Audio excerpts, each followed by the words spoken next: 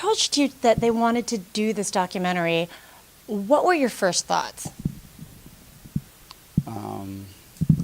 I just said, okay, you think you're going to be under the magnifying glass for a little bit, and I didn't think much of it. I just played along with it. If Craig went with it and everybody else went with it, I go, okay, I'm gonna go with it. For you, as a matter of trust. Yeah, I didn't. I come from a place where you don't have that much trust. Well, for you, Judge Mitchell? I knew that there were a lot of runners who had a good story to tell, and that my hope was that it would affirm our runners. If someone was willing to get out there and run with us at 5:30 in the morning and really ask the questions that needed to be asked, then I think it, as I said, it affirms each individual who's being looked at, who's being scrutinized. How have you both actually seen this run club obviously evolve, but what do you see on a day-to-day basis? How has it really changed the lives of the people here at the LA Mission? If you look, it's changed dramatically. If you've seen the documentary, then you're gonna say, wow, but you see the people out here on the street, right across the street, and everyone right here has the same potential. And I see the change in myself, and I see the change in the people around me, and how we touch and affect each other.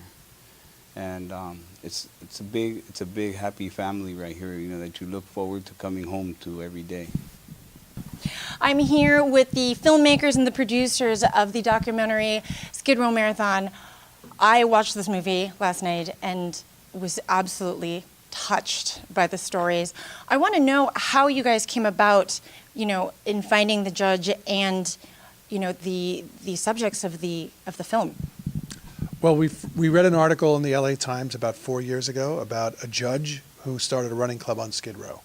And Gabi and I were husband and wife. We lived downtown LA for several years. We had always seen people on the streets, intense, couldn't believe it, but never came up with any ideas of how we could become part of a solution for this huge problem. Then we read about the judge. He's doing this running club. Gabi loves to run. I hate to run. And we started going down and showing up and running with these guys, and some women also. And then we pitched the idea to the judge and to the runners of possibly doing a documentary. They said, okay, let's run for a while before we get ahead of ourselves. And then we thought that this would be a worthwhile story, that we were very inspired by the judge and what he was doing. Out of the love of this, what have you learned not only from yourselves, in this process, but, things that were fascinating about your subjects as well?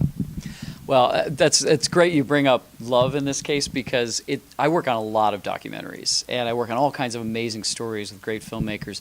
This was one where I saw the film in a really early cut, and I fell in love with the movie. And what you went through is what I went through. I was crying, I was laughing, I was feeling these incredible stories, and I saw this dedication in this film. So like walking out of the theater was like, I have to be a part of this film. So I worked with Mark and Gabi to really get the film sort of perfected and get it ready for all this.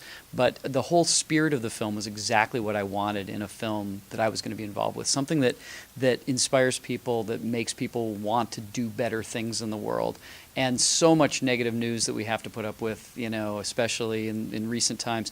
I just feel like we need a film like this. And it's rare that I see a doc that is so completely, perfectly motivational, that you come out of a theater saying, I can do this, I can change things. And I just feel like it's really important to have films like this out there right now.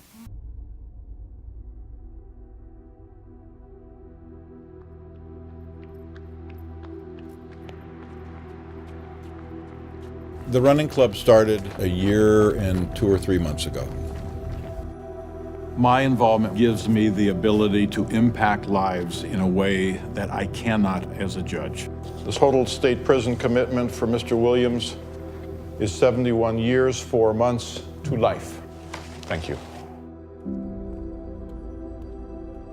David was one of the first members of the running club.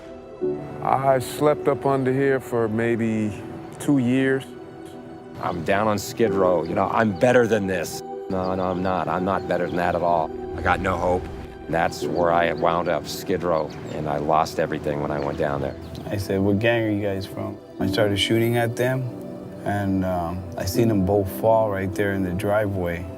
One horrendous act does not define a person in his or her entirety. I came in the mission at 300 pounds, and Judge Mitchell came in, I'm starting a running club. I couldn't waddle down the street. I waddled down the street and just, oh God, I'm dying. You do not wake up one morning and say you're going to run a marathon. You have to be focused, you have to be disciplined, and you really have to be committed to the proposition. I just kind of thought, as a drug addict, this is my lot in life. But what running did is it gave me my fight back. It gives us our fight back. No matter where we come from, we can do anything and attain the impossible. He doesn't spend money on anything, nothing, except running shoes, plane trips. 35 years of drugs and addiction, 10 years sleeping on the streets of Skid Row, and here we are in Africa. Wow. Modi is not running with us this morning. Okay, major relapse. I'm an elite super athlete. Oh God. I'm not? Your legs are like falling off at the end of every run.